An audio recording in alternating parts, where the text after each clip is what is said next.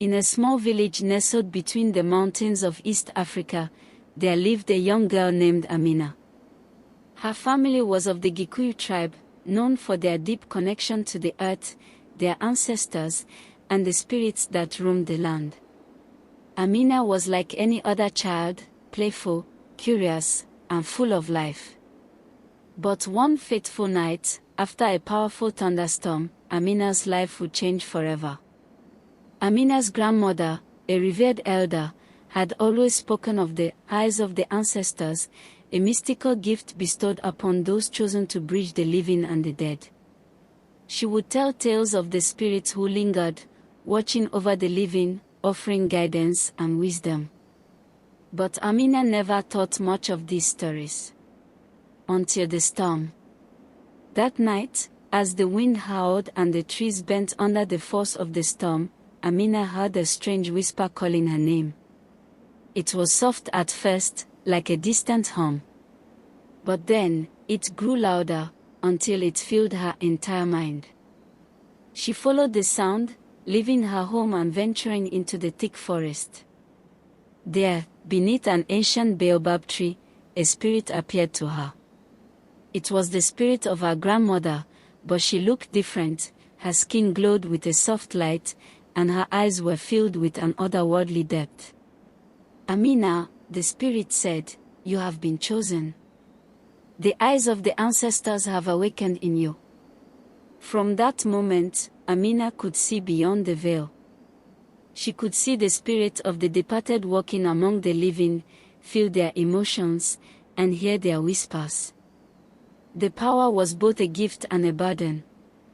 Amina began to understand the spirit's struggles, their pain, and their longing to guide the living. But not all spirits were kind. Among them was an ancient, malevolent spirit, Zai, once a powerful shaman who had turned dark in his quest for immortality. Zai had been banished long ago, but his spirit remained, plotting to return to the physical world and wreak havoc upon the living. He sought to control the balance between life and death, to claim the power of the afterlife for himself. As Amina's powers grew, so did Zoe's influence.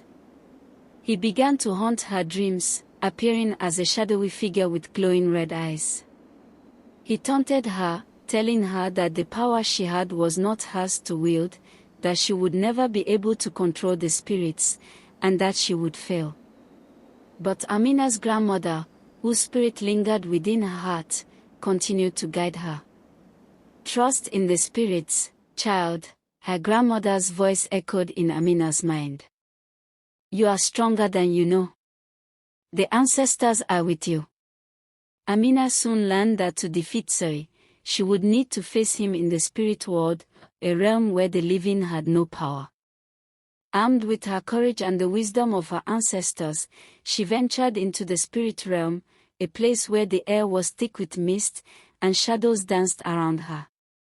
There, she confronted Zoe, who mocked her, claiming that no mortal could ever defeat him. "You are nothing but a child," he sneered.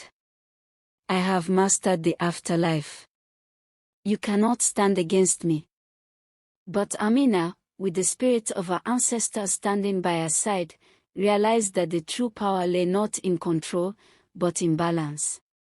She channeled the strength of the earth, the sky, and the spirits that had watched over her people for generations. She called upon the spirits of her ancestors, who answered with a mighty roar, surrounding her in a circle of light. With one final cry, Amina released her power, and the spirits of the ancestors surged forward, binding Zoe in a net of light and casting him out of the realm forever. The malevolent spirit screamed as he was torn from the physical world, and peace was restored.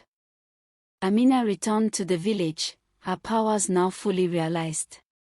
She no longer saw the spirits as a burden but as a gift, a connection to the wisdom of those who had gone before her.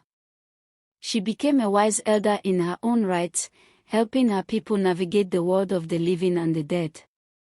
And so, the tale of Amina, the girl who could see the afterlife, became a legend. Her story was passed down through generations, a reminder that even in the face of darkness, the light of the ancestors would always guide the way.